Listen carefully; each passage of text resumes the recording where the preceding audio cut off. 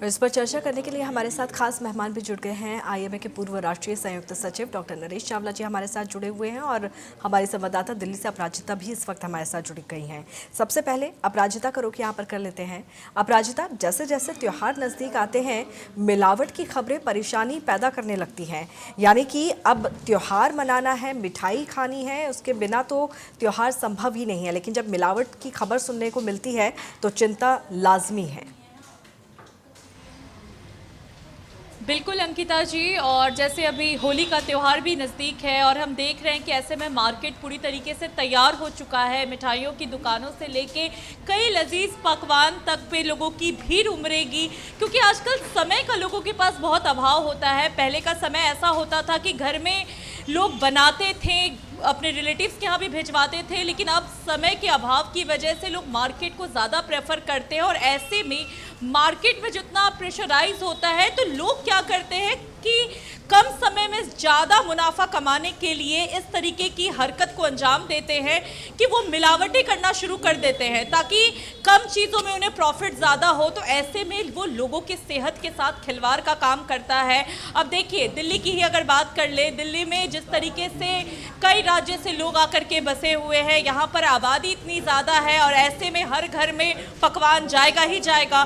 तो मार्केट सज चुके हैं और आप देख रही हैं कि मिठाइयों की दुकान से लेके दूध तक में मिलावट है। चलिए, अगर मिठाई वाला मिलावट नहीं करे तो दूध जो उसमें यूज़ होता है उसमें मिलावट होता है। खोया की बात करें, उसमें आपको भरपूर मिलावट देखने को मिलेगा। दूध में तो ऐसी ऐसी चीज़ें निकल करके सामने आ रही हैं जिसे सुनकर लोग जो है वो सन्न रह जाते हैं कि आखिर दूध में इस तरीके की मिलावट कैसे हो सकती है। अब पहले का ही केस देखिए कि कुछ दिन पहले ही मदर डेयरी में आया था कि किस तरीके से उसमें हड्डियाँ मिलाई जा रही हैं। तो ये सब चीज़ें लोगों को जो है बहुत कहते हैं कि प्रभावित करती हैं, लेकिन बावजूद इसके घर में मिठाइयाँ जाती हैं। तो ऐसे में लोगों को जिस तरीके से बीमारियाँ बढ़ रही हैं, कहीं ना कहीं ये जो खाद सब में है, खाद्य पदार्थ होता है, उसमें जो यूज़ होने वाला जो पदार्थ होता है वो कहीं ना कहीं हानिकारक साबित हो रहा है।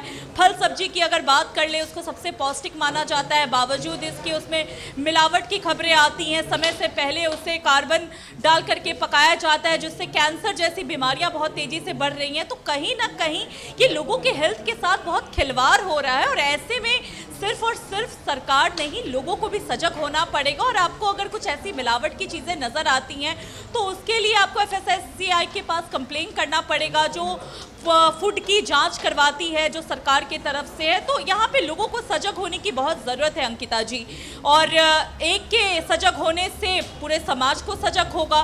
तो कहीं ना कहीं ये भागीदारी सबकी है, जिसमें आप एक छोटा सा इनिशिएटिव ले करके जो है बहुत बड़ी बीमारियों से बच सकते हैं और आने वाले जनरेशन को भी बचा सकते हैं। बिल्कुल, और यहाँ पर खाद्य विभाग और पुलिस भी अपनी तरफ से पूरी कोशिश कर रही है ताकि जो मिलावटखोर हैं उनकी मिलावट से आम लोगों को, जनता को बचाया जा सके। लेकिन सेहत को लेकर चिंता होना तो लाजमी है। डॉक्टर नरेश चावला जी भी हमारे साथ जुड़े हुए हैं। डॉक्टर साहब, जब भी इस तरह की खबरें आती हैं और सबसे ज़्यादा पहले चिंता होती है सेहत की, क्योंकि मिलावट का सीधा असर आपकी सेहत पर पड़ता है। अंकिता, आपकी चैनल में पहले भी ये प्रोग्राम दिए हैं, लेकिन ये बहुत ही दुख की बात है।